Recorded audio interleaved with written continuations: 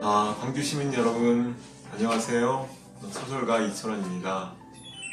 오늘 저는 광주 광산구에 있는 이야기꽃 도서관에 와 있습니다.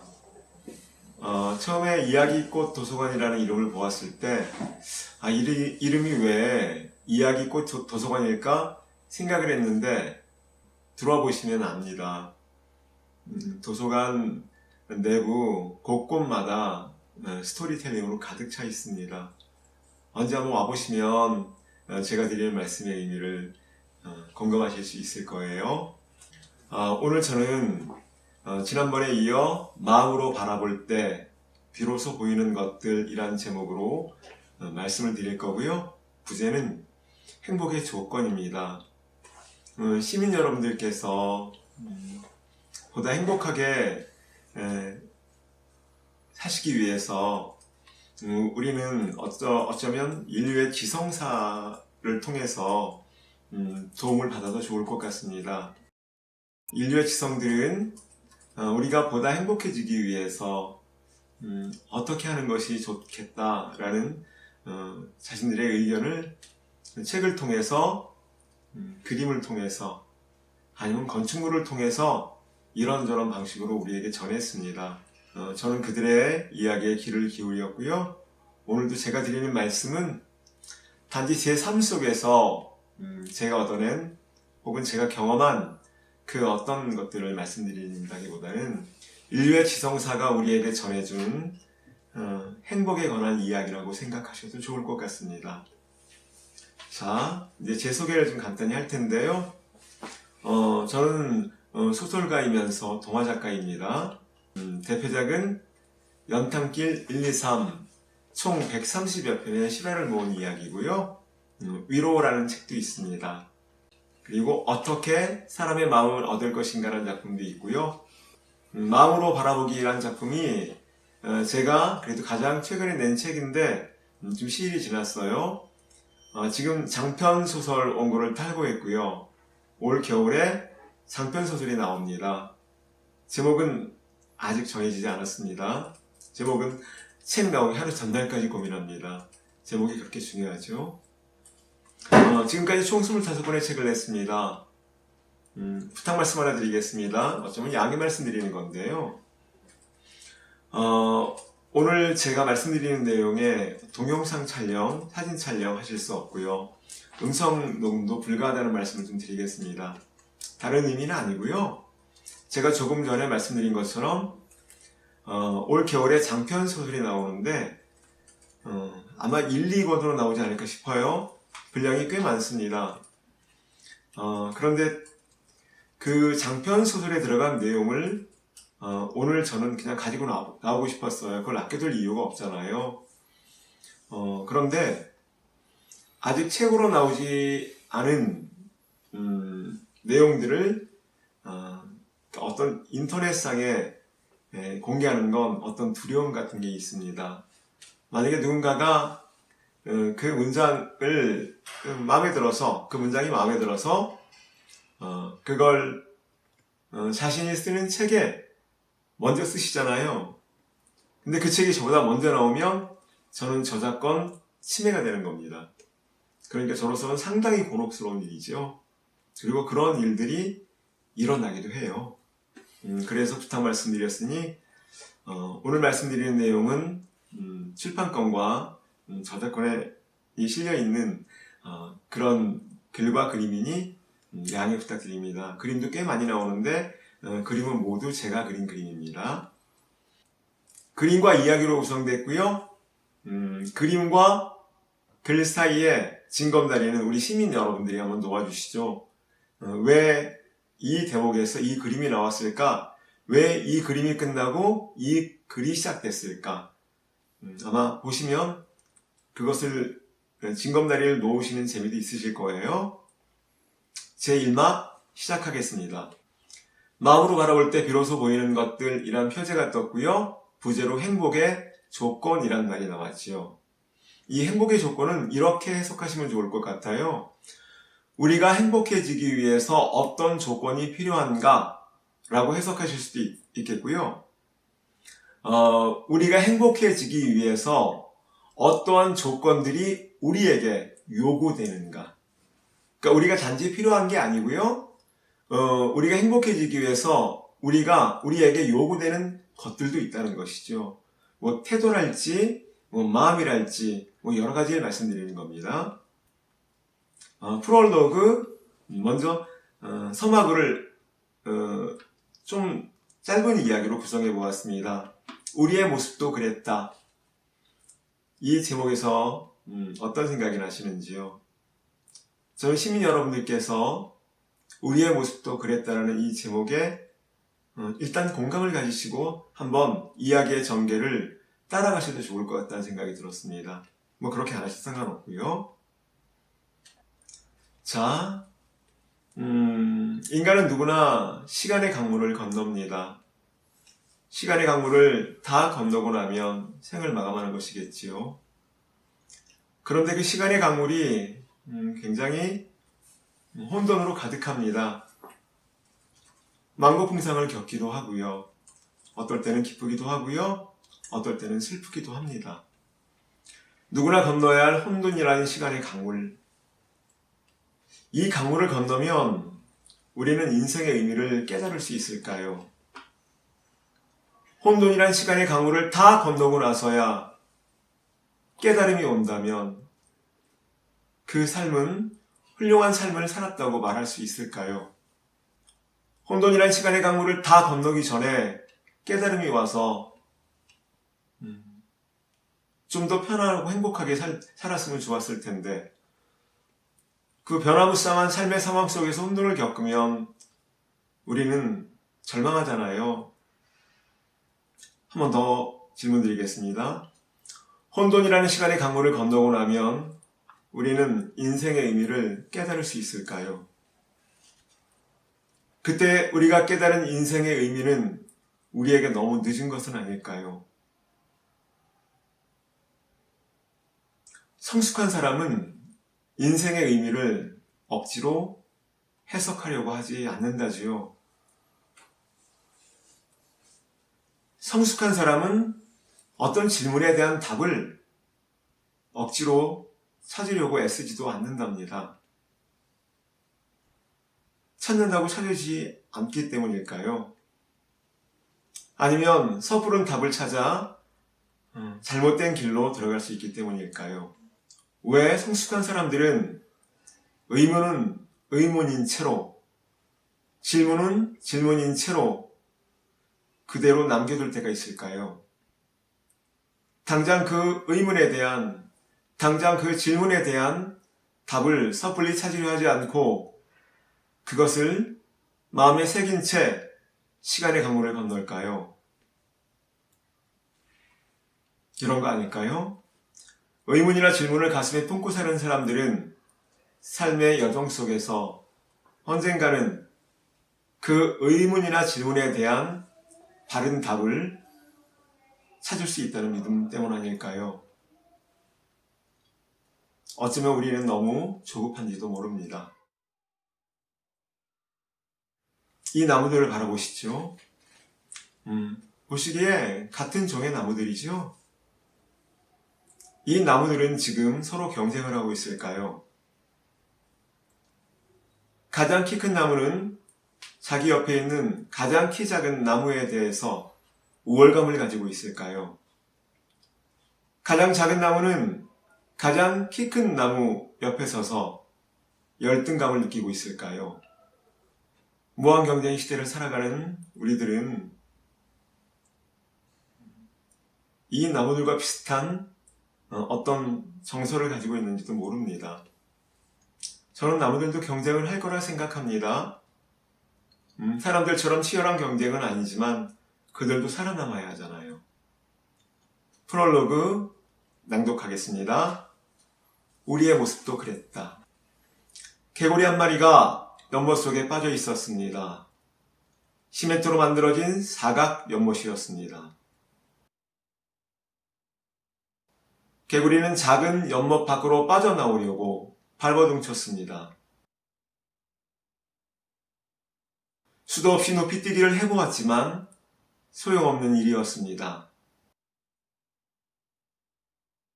그 어디에도 빠져나갈 길은 보이지 않았습니다. 한낮이 되면 햇볕은 쨍쨍했고 연못 속 물은 얼마 남지 않았습니다.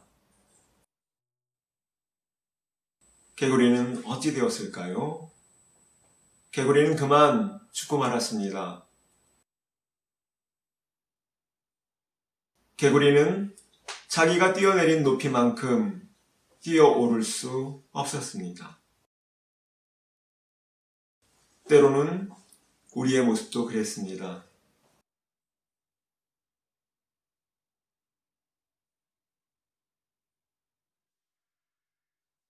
제가 경기도 어느 곳에서 보았던 개구리의 모습인데요.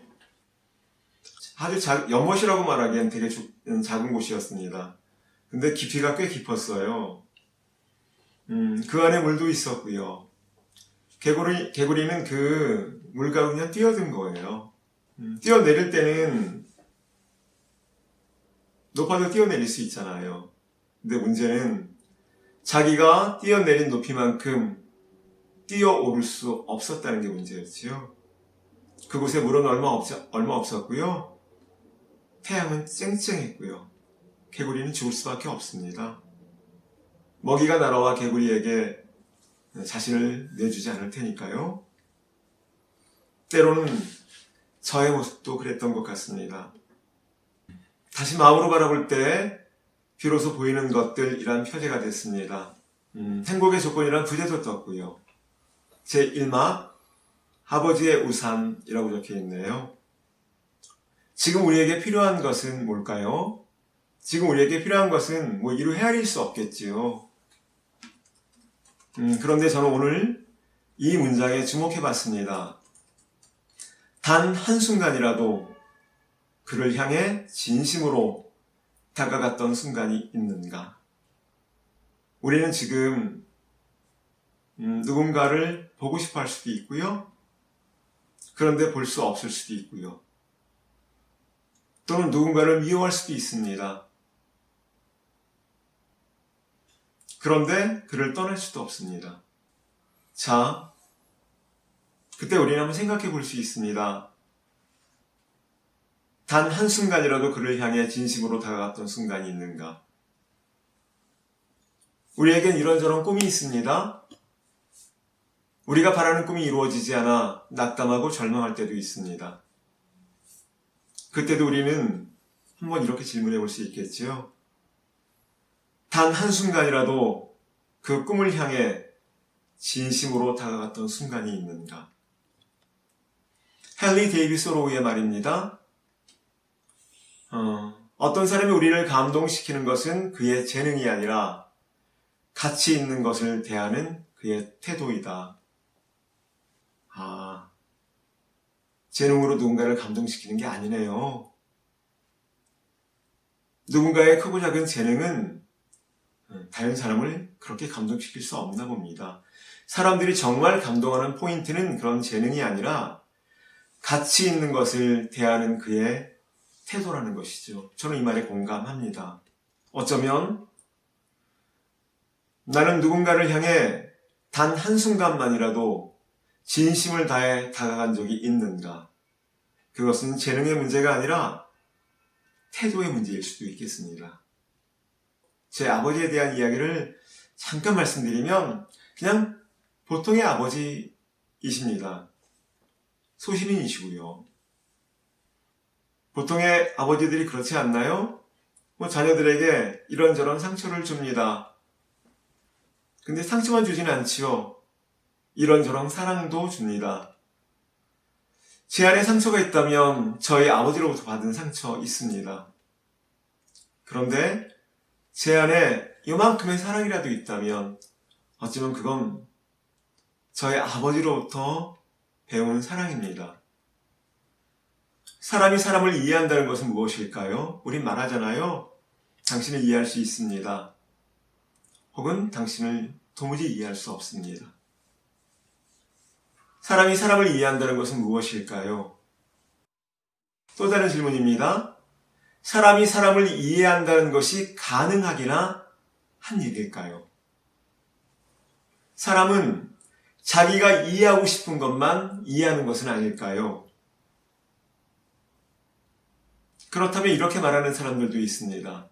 이해할 수 있는 것만 이해하는 것은 사랑이 아니라고 말하는 사람들이 있거든요. 저는 반문하겠습니다. 이해할 수 없는 것을 이해하는 것만 사랑일까요?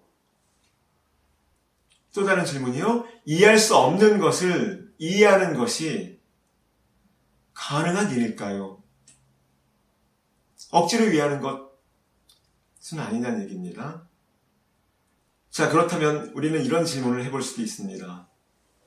갈등과 다툼으로 사랑은 더 깊어지는 것은 아닐까요?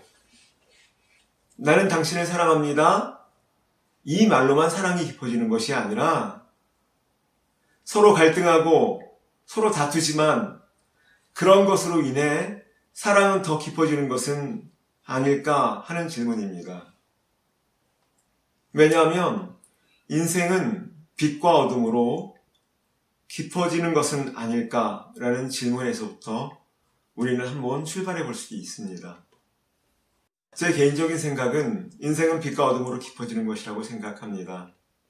항상 빛 속에 있는 사람도 항상 어둠 속에 있는 사람도 깊어지기가 어렵지요. 때로는 빛 속에서 때로는 어둠 속에서 방황하면서 우리는 인생의 의미를 조금씩 알아가는 것은 아닐까요? 인생은 조금 더 깊어지는 것은 아닐까요? 그럼에도 불구하고 지금 우리에게 필요한 질문이 있습니다. 인생은 빛과 어둠으로 깊어진다 라는 것을 우리가 공감했다 해도 그럼에도 불구하고 지금 우리에게 필요한 질문은 있다는 것이죠. 아까 그 질문입니다. 단 한순간이라도 그를 향해 진심으로 다가갔던 순간이 있는가? 한 번 더요. 단 한순간이라도 그를 향해 진심으로 다가갔던 순간이 있으신지요? 사랑이나 우정은 우리에게 어떻게 다가올까요? 오랜 시간에 걸쳐 서서히 한 걸음씩 두 걸음씩 다가오는 걸까요?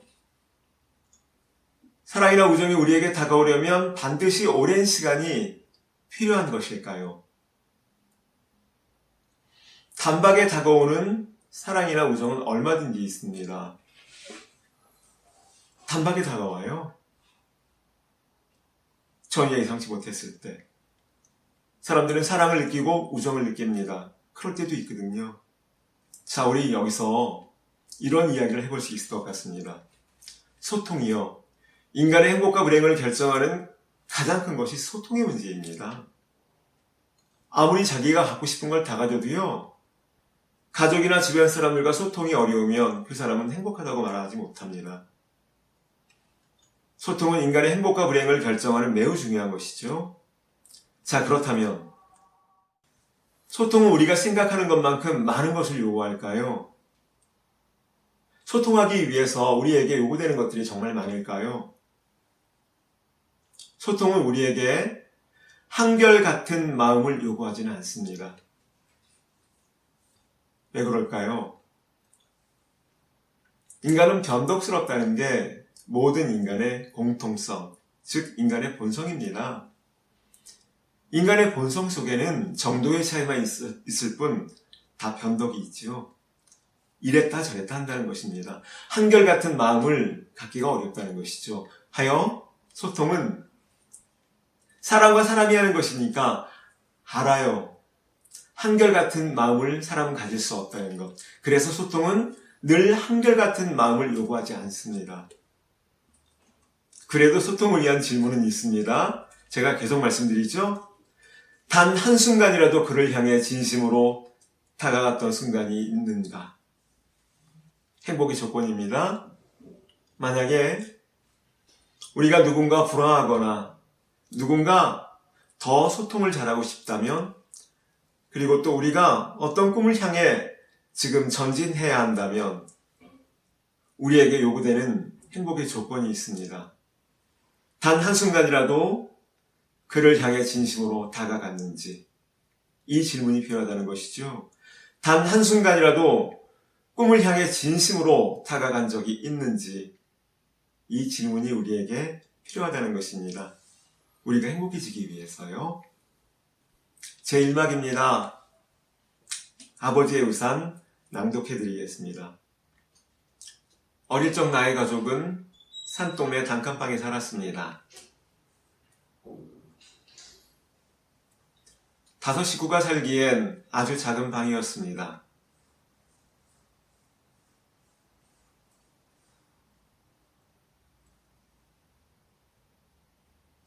어느 해 여름, 아버지는 오랫동안 해왔던 고물상을 그만두었습니다.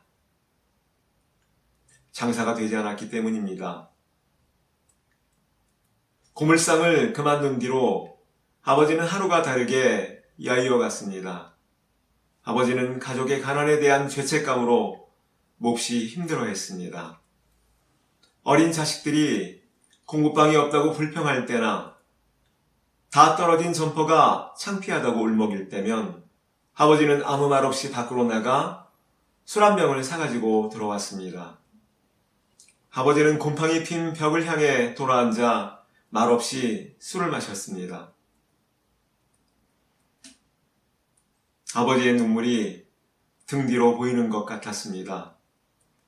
어느 날이었습니다. 늦은 밤 폭우가 내렸습니다. 천장 여기저기에서 빗방울이 떨어졌습니다. 엄마는 다급히 세숫대야와 양동이를 가지고 들어와 빗방울이 떨어지는 여기저기에 두었습니다. 몇 시간 후 탁구공만큼 커진 천장 구멍에서 빗물이 쏟아지듯 떨어졌습니다. 방바닥은 금세 빗물로 가득했습니다. 아버지는 무기력한 모습으로 아무 말 없이 곰팡이 핀 벽을 바라보며 누워 있었습니다. 아버지는 그 며칠 전 우유 배달 일을 하다가 팔이 부러져 한쪽 팔에 깁스붕대를 하고 있었습니다.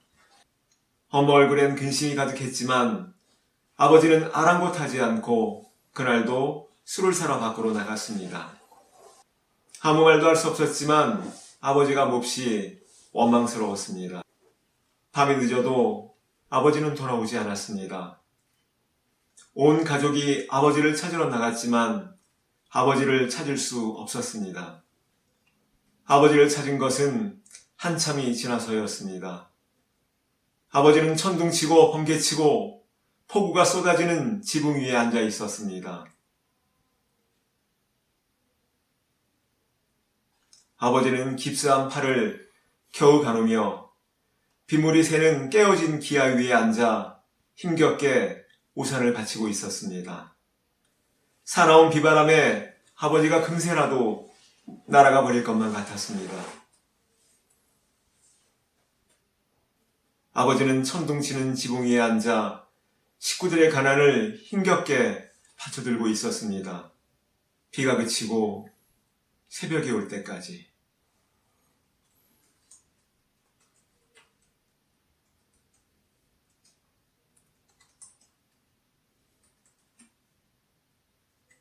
제1막이 여기서 끝이 났습니다.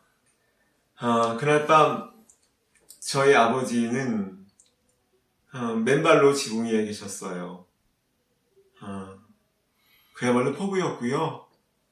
무서울 정도로 폭우가 내렸습니다. 천둥 번개는 얼마나 심한지 제가 저라면 올라가지 못했을 것 같다는 생각도 들거든요. 무서워서요. 지금도 아버지를 생각하면 제 귓가엔 빗소리가 들립니다.